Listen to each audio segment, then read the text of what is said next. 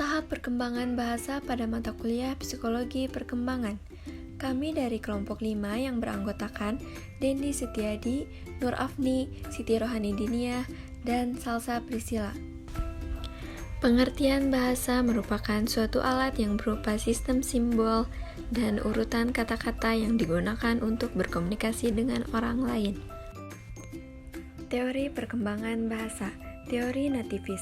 Belajar bahasa dipengaruhi oleh kematangan otak seiring pertumbuhan anak, evolusi biologis, peran semantik, dan pembawaan, yaitu pengetahuan awal diperoleh secara biologis.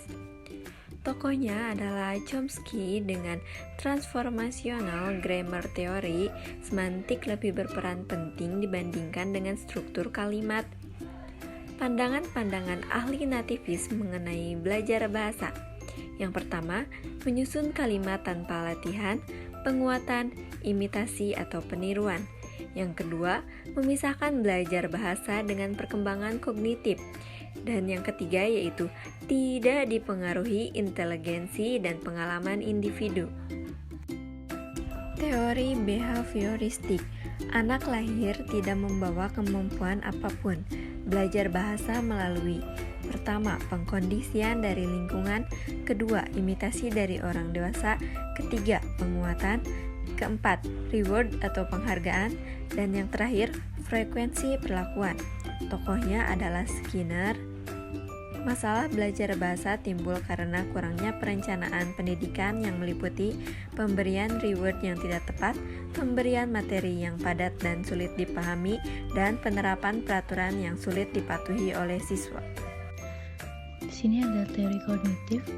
Belajar bahasa anak dipengaruhi oleh faktor ada berperan aktif dalam lingkungannya, cara anak memproses informasi, menyimpulkan tentang struktur bahasa.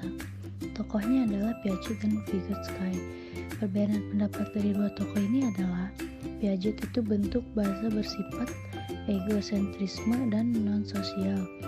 Vygotsky bentuk bahasa bersifat sosial. Vygotsky perkembangan bahasa berkaitan dengan kebudayaan, masyarakat, dan tempat anak dibesarkan.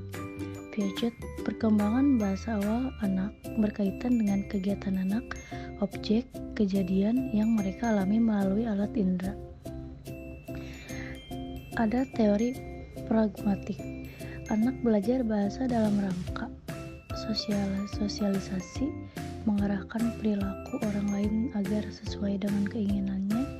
Tokohnya adalah Clarisse Weymouth dan George Yule. Anak belajar bahasa disebabkan oleh berbagai tujuan dan fungsi bahasa. Yang terakhir ada teori interaksionis. Belajar bahasa merupakan perpaduan faktor genetik dan lingkungan, faktor yang mempengaruhi perkembangan bahasa, dan seluruh faktor ini saling mempengaruhi, berinteraksi, dan memodifikasi. Faktor tersebut adalah sosial, logistik, kematangan biologis, kognitif. Tokohnya adalah John Dewey, Charles Horton Cooley, George Herbert, dan Herbert Blumer. Aspek-aspek berbahasa anak. Aspek-aspek berbahasa anak meliputi A. Kemampuan menggunakan bahasa untuk meyakinkan orang lain agar mau melakukan sesuatu. B. Potensi yang membantu mengingat atau menghafal, yaitu adanya kapasitas untuk menggunakan alat bantu mengingat informasi dan lain sebagainya. C. Penjelasan, yaitu menjelaskan secara oral, membuat syair, mengumpulkan pepatah atau peribahasa, dan penjelasan singkat kemudian meningkat sampai pada menggunakan kata-kata untuk menyusun sebuah tulisan. D. Berbahasa untuk menjelaskan bahasa itu sendiri. Kemampuan menggunakan bahasa untuk merefleksi bahasa itu sendiri dan menggunakan analisis metalinguistik. Hal ini tampak ketika anak bertanya, "Maksudmu yang mana? Yang merah atau yang abu-abu?" Ini dikatakan oleh anak dalam rangka mengarahkan anak lain merefleksi apa yang sudah dikatakan. Indikator perkembangan bahasa. Indikator perkembangan bahasa meliputi jumlah pembendaharaan kata, jenis, struktur, dan bentuk kalimat, isi yang dikandungnya, gambar atau lukisan, serta bentuk gerakan-gerakan tertentu yang bersifat ekspresif. Dari indikator tersebut dapat dideskripsikan bahwa tahap perkembangan bahasa pada anak yaitu pada masa 6 bulan pertama dari masa bayi, individu berinteraksi dan berkomunikasi dengan lingkungannya secara spontan dan instintif secara positif, yaitu menerima, meraih, atau mendapat benda-benda atau suara yang menyenangkan. Misalnya, botol susu hangat, belayan suara ibu, dan sebagainya. Atau gerakan negatif seperti menolak benda yang dingin dan sebagainya. Bahasa mimik seperti senyuman dan tawa, bahasa emosional ekspresif seperti menangis kalau lapar, kedinginan, atau mendengar suara keras, meraban, dan sebagainya. Pada masa 6 bulan kedua dari masa bayi, bahasa sensor motorik tersebut berangsur berkurang, sedangkan bahasa merabannya semakin terarah dan berbentuk dengan dapatnya meniru kata-kata tertentu yang diucapkan orang di sekitarnya.